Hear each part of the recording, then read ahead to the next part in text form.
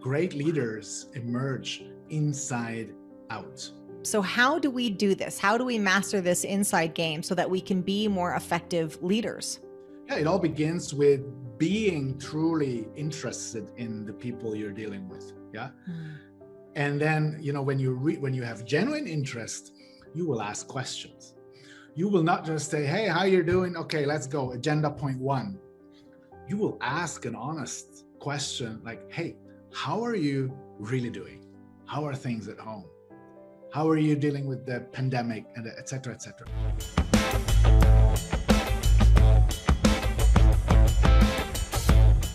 I am so glad to have you today, Thomas. Thank you for joining us at PivotMe. It is my pleasure. Thank you for having me here and for inviting me. Absolutely. So, Thomas, you've got a varied background. Talk to us about how you got into this type of work. Yeah, I'm asking myself this question all the time, how I got here. Well, actually, I got a very colorful biography. Maybe I start from the end. Yeah. Today, okay. I am working with executives, leaders around the world, across organizations, across cultures. That's what I do, right? I support people in moving into the next level of their success, of their effectiveness, et cetera, et cetera. So talk to us about what your key focus is. I know you speak a lot on leadership and customer service as well. Talk to us about your key focus. Okay, at the heart of my work is the ability to connect with others effectively, build relationships, and maintain them also under difficult conditions. This is what I call, and many others as well, interpersonal skills, interpersonal competence. This is, of course, relevant in leadership, in teamwork, and in customer interaction, but also in private life. End of the day, people or things are not so separate at all. Yeah. And the heart or the prerequisite to develop these interpersonal skills is a well-developed personal competence. So you got to be in a good relationship with yourself first, in touch with yourself first, before you can really, truly, authentically connect with others and be really effective in working with others, leading others, etc. So there are two things, they are tied together, and that's like the core of my work. And with the many, many aspects that belong to these two big areas, personal and interpersonal skills. Yeah, that's interesting because when we think about leadership, it's sort of portrayed as this outward game, right? How we manage people, how we lead people, how we inspire and motivate. But when you're saying first, we got to start with your own relationship with yourself. That's a deviation. I feel like that's not what's taught in business schools, and probably is a huge priority, needs to be spoken about a little bit more. Yeah, absolutely. And it's not a deviation. I would call it an expansion of the view of and the purpose of leadership. And I like that you call it the outer game, because that's exactly what I call it. I call it the outer game and the inner game. Okay. And the inner game, getting the inside right is the basis, is the fundament to be effective in the outer game. And there's a saying, I believe originated in India, that says nothing in nature, or there is nothing in nature that doesn't grow from the inside out. And that's just the same for great leaders. Great leaders emerge inside out. So in my work, I talk a lot about mindset, attitude, attention management, awareness, self-awareness, etc., because in the end of the day, everything you do, everybody you come into contact with is affected by this. Everything you say is affected by this. Your facial expression, things like that, and how you come across, the impact you have, the energy you radiate, the resonance you generate or not, depend on what your inner weather conditions are. That's what I call it, the inner weather conditions and the inner climate. Yeah. So a lot of the people that are listening right now lead teams. We have, whether you are a business owner or in an organization, we're leading teams. So how do we do this? How do we master this inside game so that we can be more effective leaders? There are many, many aspects to this. One, for example, could be to start reflecting on your own past, on your own biography, especially with the focus on leadership. Where and when in your biography did you experience leadership as something powerful, effective, helpful, and when not? And how might this still influence your leadership? Now, we tend to often unconsciously do or show the kind of behavior that we got, shown and presented, like our parents, leaders we worked for, etc., etc. So there's a lot of self-reflection in there. Connecting to your own values. What is really, really important for you? What do you want? What do you want to see in your organization in terms of values? And how can you live these values and be a role model? And it's about mindfulness as well, to a large extent, like developing the ability to be fully present with all your attention in the moment with somebody in a conversation, for example. Listening, deep listening with the intention to understand, or are you listening to answer? To be right, to win, etc., etc. So this self-awareness, becoming more aware about your own or of your own behavior and how this behavior affects others. Yeah, that's really key. So when to take it out of the kind of theoretical into the practical of, okay, what does this look like implemented? So you're talking about, for example, if you're engaging with a team member, sitting down, creating time and space where you're really connecting and hearing them out versus just preparing your rebuttal, like many of us do, right? We're like, all right, I'm just waiting for a pause in their argument before I reply. So what I'm hearing is active, engaged listening, and making sure that they feel seen or heard. Talk to us about what it looks like. Yeah, it all begins with being truly interested in the people you're dealing with. Yeah. And then, when you have genuine interest, you will ask questions. You will not just say, hey, how you doing? Okay, let's go. Agenda point 1. You will ask an honest question like, hey, how are you really doing? How are things at home? How are you dealing with the pandemic, and et cetera, et cetera? Genuine interest. What's your goal for our conversation today? Not mine. Of course, I have my agenda. Of course, I have my goal. But one of the first things I do in almost every meeting I have is ask the other person about their goals and expectations and hopes for our conversation, for our meeting. This does not only give me the opportunity to align our goals and ensure we're working towards the same outcome, but it also sends a strong signal that, hey, this is not just about me. This is about you just as well. This is about us. And it connects and it builds rapport, etc. So this is a very practical application. Yeah.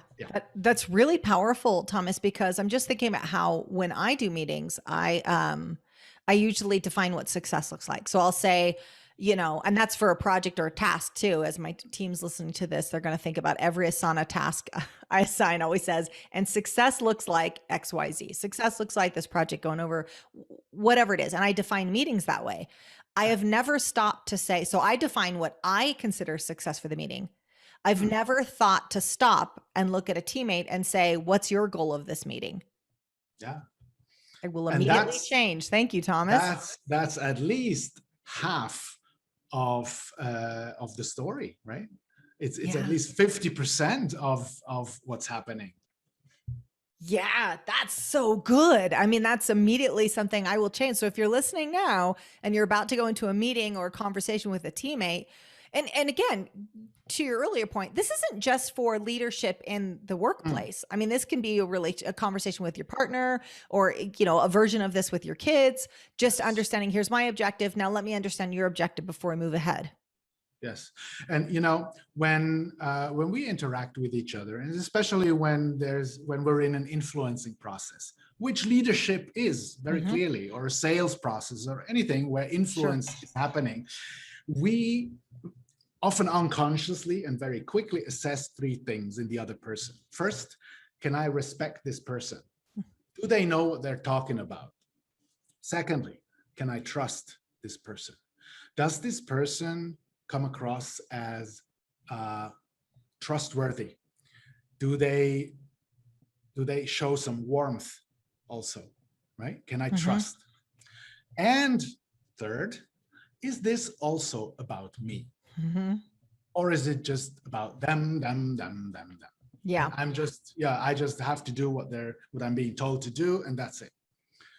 So now let me put it the other way around. Leaders who try to generate or get acceptance from their team by showing how smart they are and how much they know and how competent they are. So focusing on the respect part, Mm-hmm. risk that people, worst case, feel intimidated or alienated or just, reserved. This guy is very smart. Can I speak up here? Can I say what's on my mind? Careful. Leaders who manage to first create a relationship, connection, and trust, they create the basis. They create the fundament for engagement, for people doing what needs to be done because they want to do it, not because you tell them, right?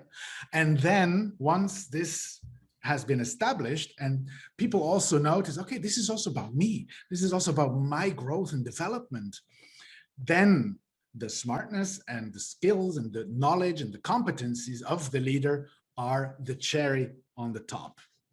Yeah. But it's this way around, not the other way around. And there's a nice quote by Teddy Roosevelt, former US president, who said, people don't care how much you know before they know how much you care. So that's this principle. It's not reinventing the wheel. This is old truth. Yeah, that's so true. I love that quote as well. And what I'm hearing is there's a form of leadership where you're getting other people to appreciate your intelligence, but this form of leadership is sort of appreciating the intelligence and needs of others first. And so in one model, someone will go, well, my leader's brilliant. They're so smart, but I'm intimidated, but I don't want to speak up, but I don't share my creativity or opinions. The other version is, yes, my leader's smart, but I also feel smart around my leader and I feel valued around my leader. Exactly. Good leaders make people feel like they're at the heart of things and not at the periphery, Yeah. And it's also about creating a climate of safety, a climate of psychological safety and trust, where people trust enough that they can openly speak up, say what's on their mind, admit a mistake. I need help, I need support, knowing they won't be executed, because of that. Yeah. But they will support it. So when someone's listening to this, what can you say about, okay, let me take a step back. Let me ask this. What are most leaders doing wrong? Well, besides the fact that I mentioned just a moment ago, that they try to shine and show how smart they are, it's probably focusing too much on the facts and figures and numbers level of the interaction. Collaboration. Many leaders, many managers are very, very numbers driven, driven by KPIs. Yeah, it's all about profitability, which is okay. There's nothing wrong with that, as long as you don't exclusively focus on this, because at the end of the day, the business doesn't make itself profitable. It's the people who do it. Yeah. So this is people business. Leadership is people business, unless you have a fully automated online shop, right? But for most, it's teams working together. And it doesn't really matter whether you're in B2B business or in B2C, it's always H to H. It's human to human. It's humans buying from other humans. It's humans doing what needs to be done. Yeah. Because other humans connect with them and influence them on the relationship level. So back to your question, what do most leaders get wrong? They neglect the emotional level and the relationship. Many even shy away from everything that has to do with emotions. Oh, no emotions let's keep them out of the equation because emotions are bad. And what they often think about is, people losing the temper, not being in control of their emotions, having emotional meltdowns in meetings, etc., etc. And that's, of course, not what we're talking about. Mm-hmm. And I can understand that with this in mind, you want to definitely stay away from emotions. Mm-hmm. But what we're talking about here is that emotions are our inner navigation system, our Mm-hmm. inner drivers. Mm-hmm. Now, Antonio Damasio, a famous neuroscientist, said that as human beings, we're not thinking machines with emotions as well, somewhere down in the basement. We're emotional beings, feeling beings, driven by emotion, that also have the capacity to think. Now, the interaction, leadership, collaboration happens on the level of actions and tasks and responsibilities, on the transactional level. Yeah, facts and figures, of course, but also and mostly on the relationship level. And this has a lot to do with the emotional climate you create as a leader. Is it a climate of fear and hypervigilance? Mm-hmm. Or is it a climate of safety and trust? Mm. So focus on this. Yeah. I love this concept, Todd. So a couple of things I want to point out. This is amazing. So one thing I want to point out is that often managers are promoted, put into leadership roles because they're good at navigating KPIs. They're good accountability buddies, if you will. Yes. And so what I'm hearing is if you're a business owner or you're a leader, you're in an executive position and you're looking at who to promote, or maybe even your existing team, think about what I'm hearing, and feel free to pivot me. Think less about who's going to hold their team to KPIs. That's important. Obviously, that's what keeps the revenue engine going, but who has influence. I always tell people that we're all influencers. We just have to be aware of it. High performers are just more aware of it usually. But what I'm hearing is it's less about the KPIs and more about the influence. So when you're looking at your team and, okay, who promotes or who gets to stay in the roles that they have, be more aware of influence and connection than just holding someone to a KPI. Yes, absolutely. Absolutely. And don't look for the best or most successful individual contributor. Yes. It's not necessarily going to be the best leader. Yes. Right? Yes. But look for those, as you say, who have influence, who already have followers, right? Mm-hmm. Who people look up to already. Mm-hmm. Who show leadership, because leadership is not necessarily tied to a managerial position. Anybody can show leadership. Yeah. Mm-hmm. So that's a key.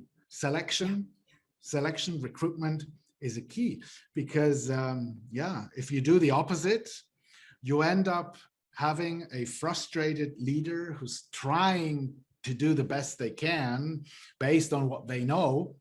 And because leadership skills are not developed systematically, they look what others do. They think of their own bosses they had in the past, and then they copy. Yeah.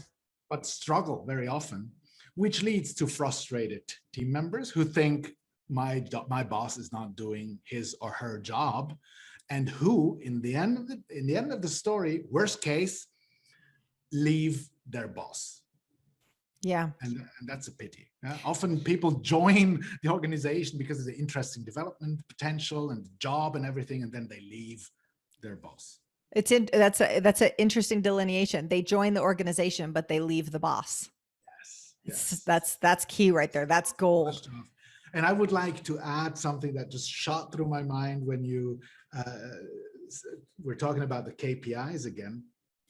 I just finished a 12-month executive development journey together with a colleague.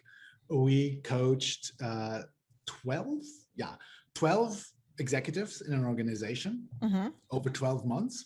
And we just last week had a final workshop, the conclusion of the program.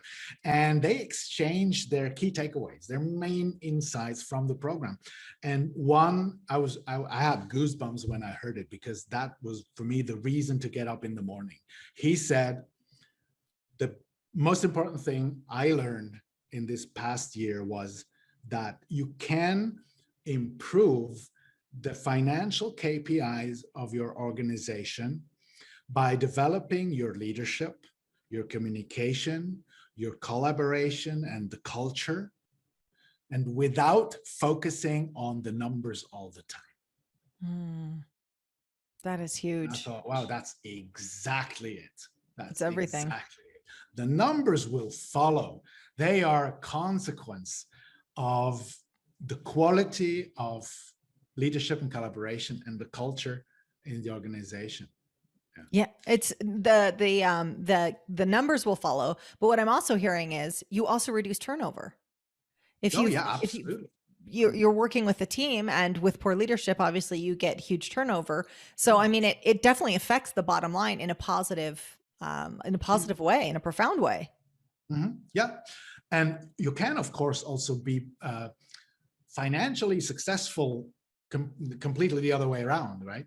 You can, but Yeah. it comes as a price, at a price. And you just mentioned it. Yeah, usually it's high turnover and not necessarily the best employer branding, which is relevant again when you have to hire Oh good yeah. people in the market. Yeah, so you Yeah. better watch your brand in the market. Otherwise, you end up with a bunch of negative Glassdoor reviews. And so, when any potential candidates looking at you, that's the first thing. What definitely in the U.S., a lot of people go to Glassdoor, and there's some bad Yes. reviews out there, and it really can hurt you for excellent candidates. There's two things I want to touch on. One is one is just a note. First, we were talking about the influencers in the team.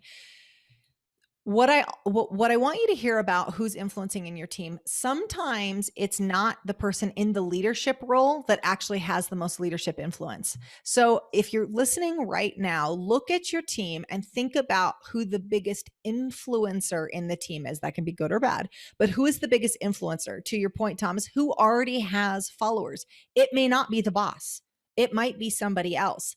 And if you're going to set off on a new initiative, you need buy-in.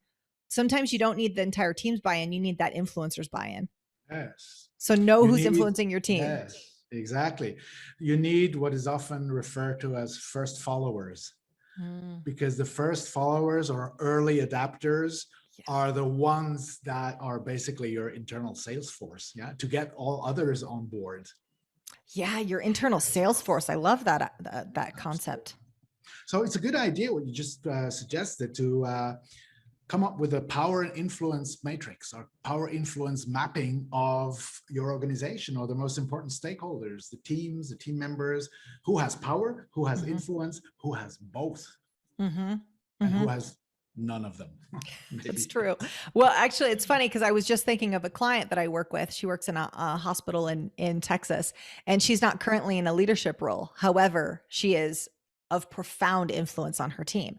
And I'm always reminding her that the managers need to be looking at her as the powerhouse that she is, because she's influencing. Though she doesn't want that particular director role, she has remarkable influence on the team. And I'm like, your boss needs to recognize that, because if you get her on board, you get everyone who follows her on board. So if you're listening right now, think about who that influencer is in your organization. The other thing I want to touch on, Thomas, that I think is so important, as soon as you said that, I couldn't help but reflect in my own experience, which is, what leadership models have influenced you? Because just like our parenting often can, at least initially, reflect the way we were parented, and we have to be cognizant about changing that if we want different results, it's true with our leadership model. And I immediately thought back to the leaders that I've had. And just to be candid, I've had some pretty bad leaders in the past. We all have, right? And so being aware that your leader, that the boss that you had years ago that maybe you hated, can still be, subconsciously influencing your leadership style. You could still be taking a page from their book to stop and think about which leaders have influenced you, and does that serve your leadership style today?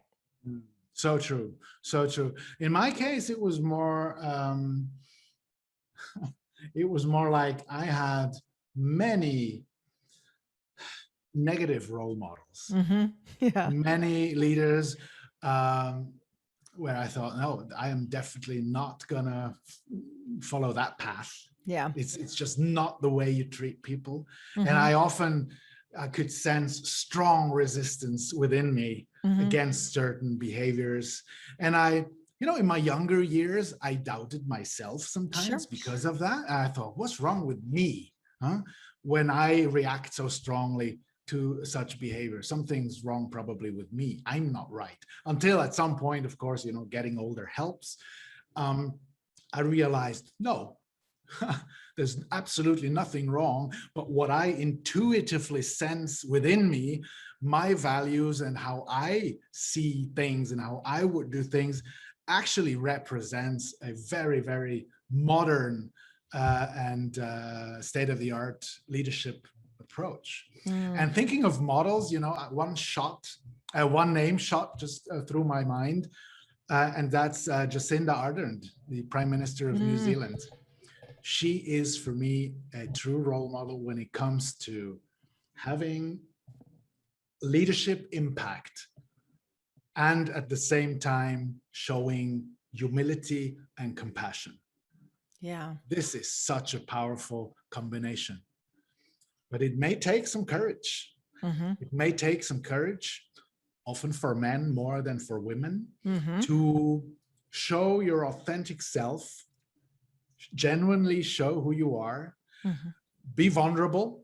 Yeah, I was hearing vulnerability. Yes, I'm hearing Brene Brown's work in here too. Absolutely. Dare to Lead. Highly recommended book for anyone who wants to effectively lead, because it's this vulnerability that many put in the corner of weakness that is in fact one of the biggest strengths and drivers for true connection, deep connection, relationship. And that's when the magic happens.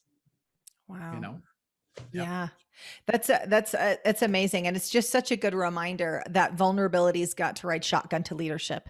And that is not necessarily mainstream. And to Thomas's point, so he was in a role where what's happening is going against his grain, and he's thinking, oh, it must be me. I must have to adapt to this model.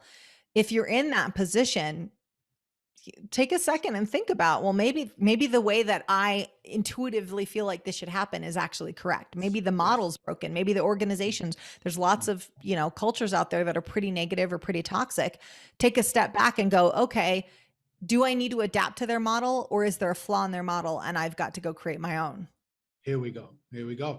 And I so often hear people, leaders I work with at some point say, oh, Thomas, I'm so relieved that I'm hearing this from you. I'm so glad to hear that there is somebody out there, and it's not just you, but many others I become aware of now, that promote what I feel, that say, no, it's okay.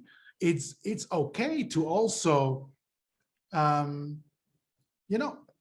focus on the emotional aspects, right?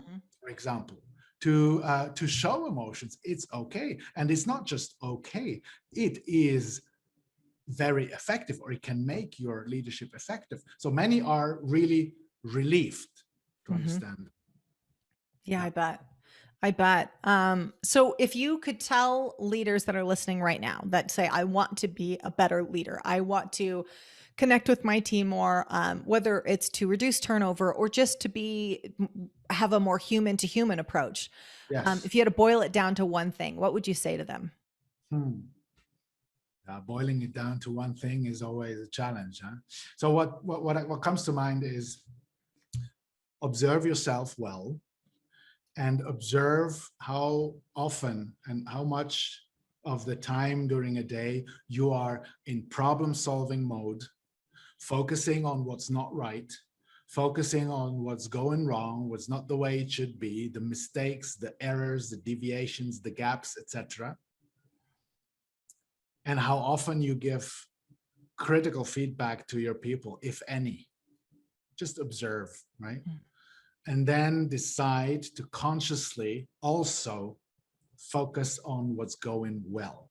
And I'm not saying shift your focus, forget the problems and go positive thinking exclusively. No, don't. Expand your focus of awareness by consciously noticing what people are doing well, the extra miles that are going, the efforts they're putting into their work, even if and especially if they don't meet the targets one day, for example, they don't reach the goals. So look out for that, and then tell them. Tell them. show appreciation, expand your repertoire of feedback by positive feedback, by recognition, by reinforcing feedback, by telling someone, hey, you have a moment? Listen, I saw what you did yesterday for that customer. I got to know what happened, and I got to know the longer hours you invested to ensure customer satisfaction. This is absolutely stunning. It's remarkable, and I'm so pleased to have you on our team. Thank you. And not just, thanks for the good job. This is such a big difference. Specific. So very specific. And you may have heard of this. It's pretty common. Meanwhile, we all are victims to this phenomenon called negative bias. Yeah. Anything we consider negative, problems, mistakes, etc., they attract our attention automatically. It's automatically drawn there. It also seems bigger, and we react more strongly to it. This has to do with our survival instinct, because negative equals dangerous, threat, right? So I have to pay attention. The problem is that the good things, the positive aspects, what's going well, often fall off our radar. They fall by the wayside. And we take them for granted. There's a nice saying that says, one falling tree makes more noise than a whole growing forest. Oh, that's good. I love that. That one thing that went south today, and the 20 things that went well, and I was able to tick off my to-do list. What are you thinking about when you're laying in bed at night? Yeah, we all know what. Certainly not the 20 things that went well.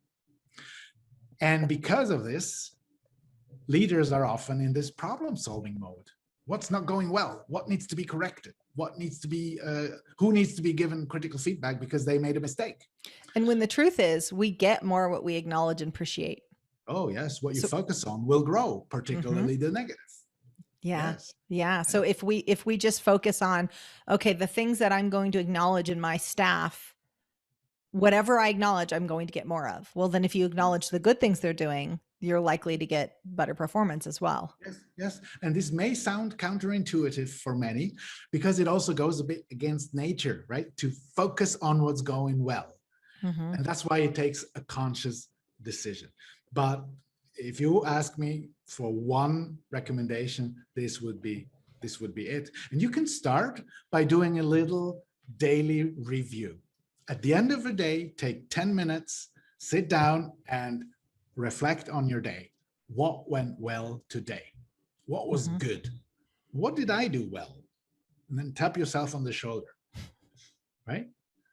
And by this, you condition yourself into this more realistic, expanded view, and you create the basis for giving your people positive, reinforcing feedback, and then just watch the magic happen.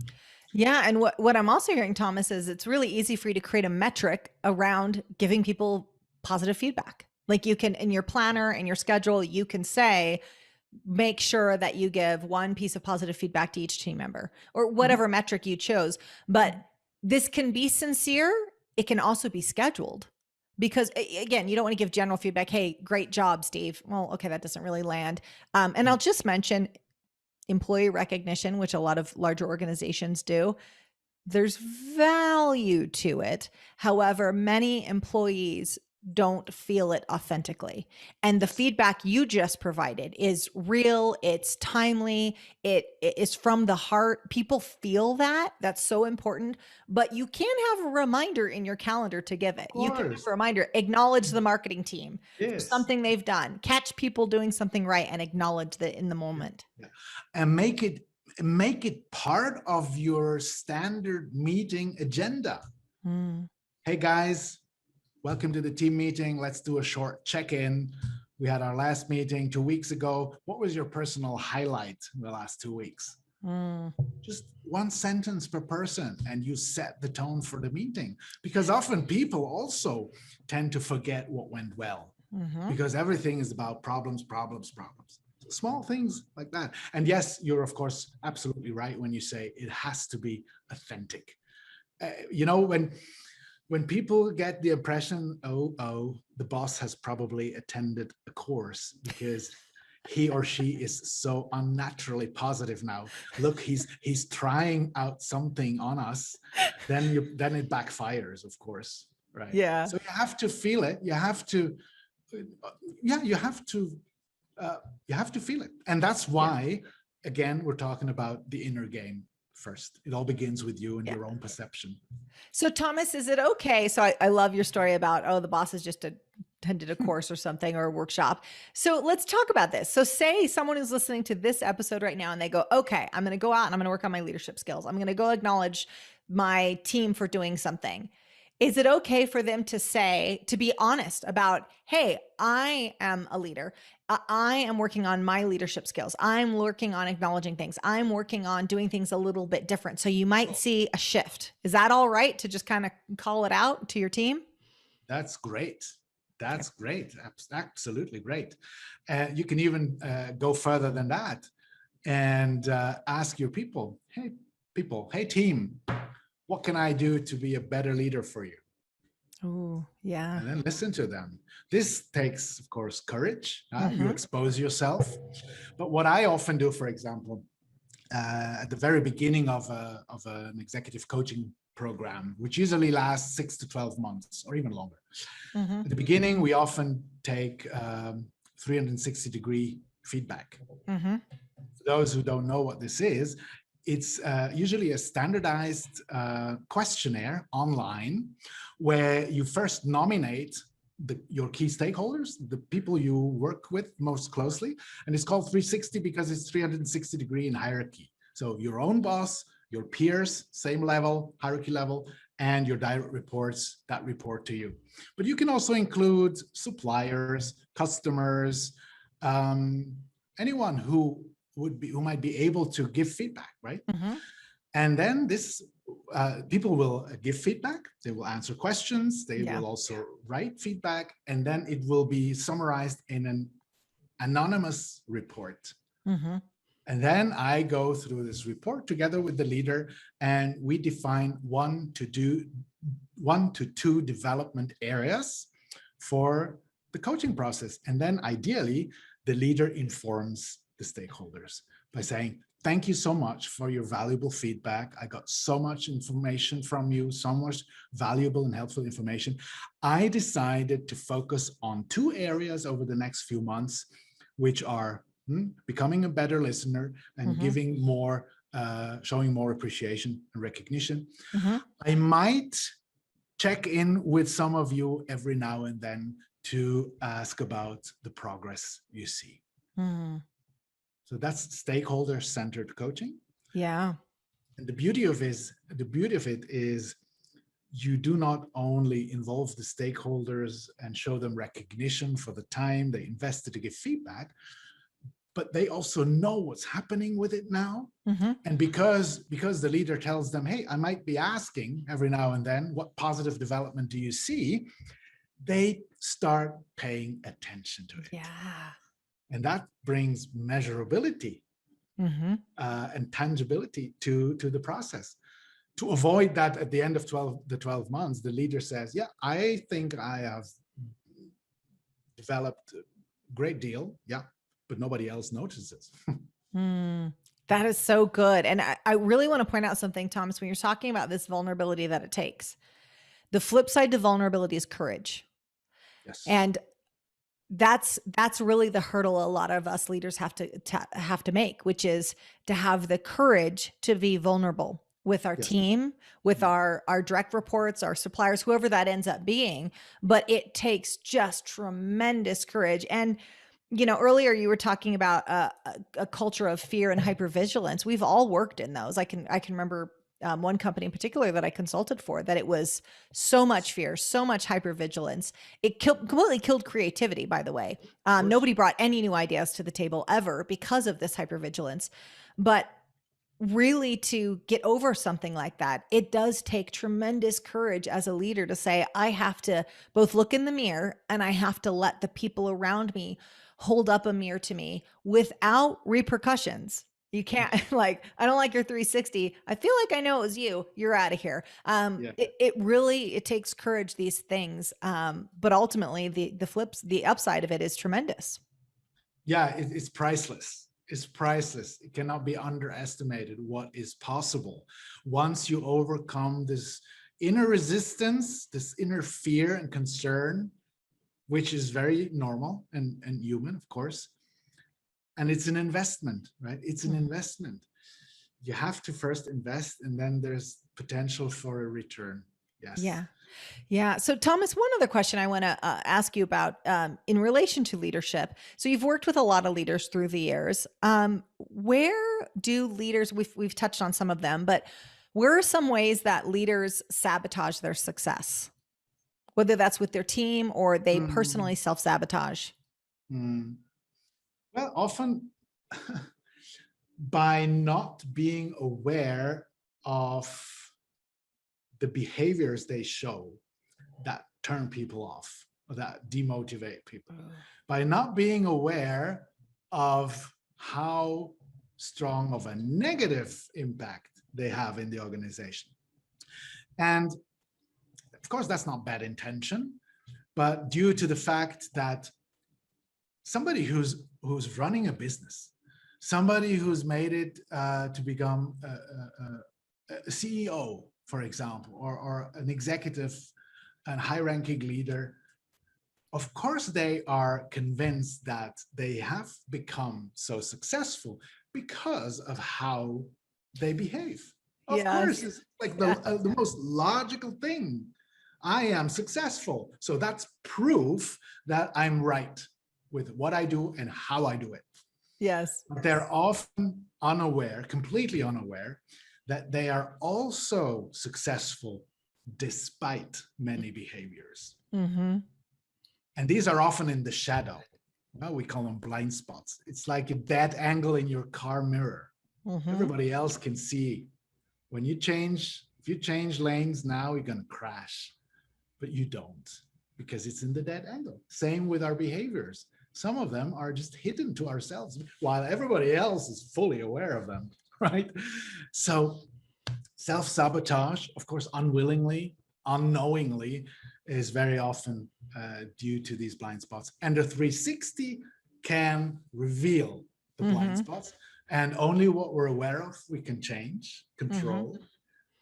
What we're not aware of controls us.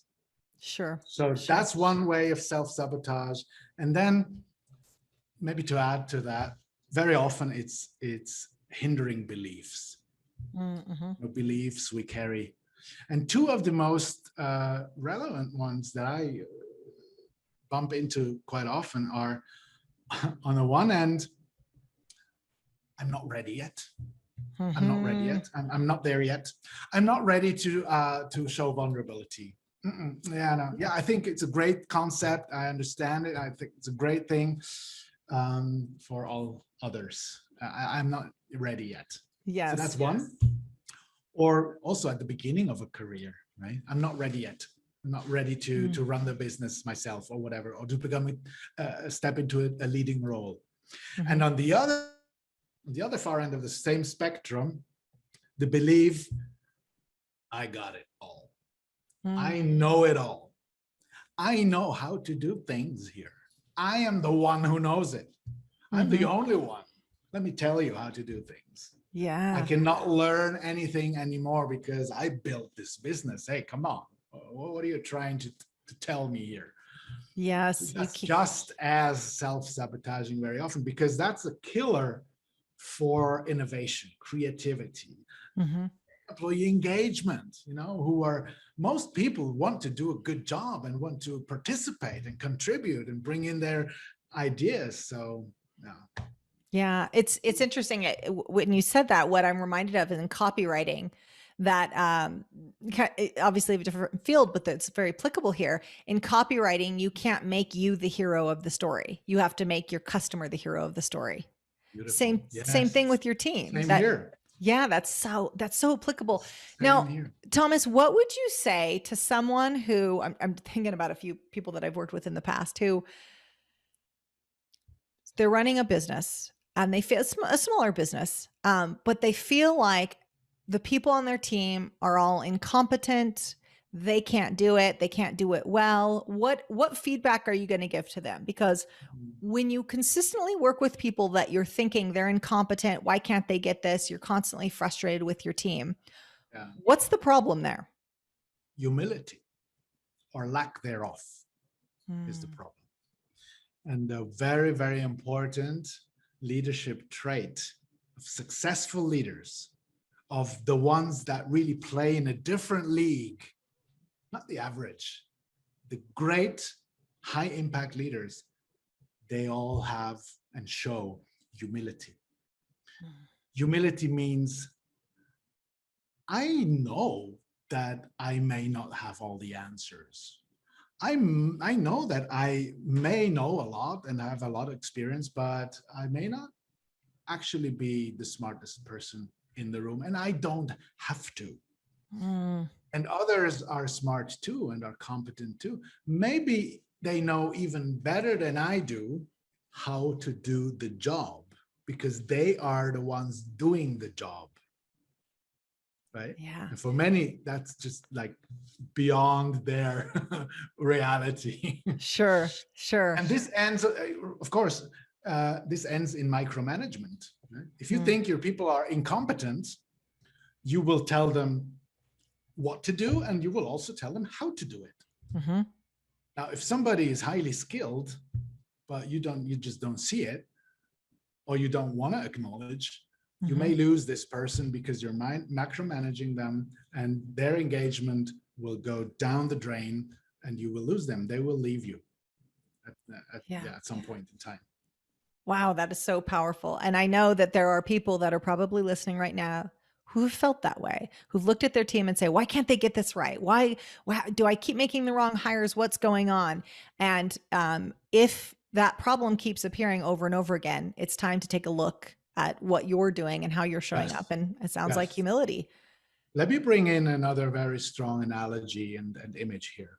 I often refer to as a great leader being a gardener, like a gardener. And your team or your organization is your garden. And the goal is to make your garden thrive and flourish. Mm-hmm. That's the goal.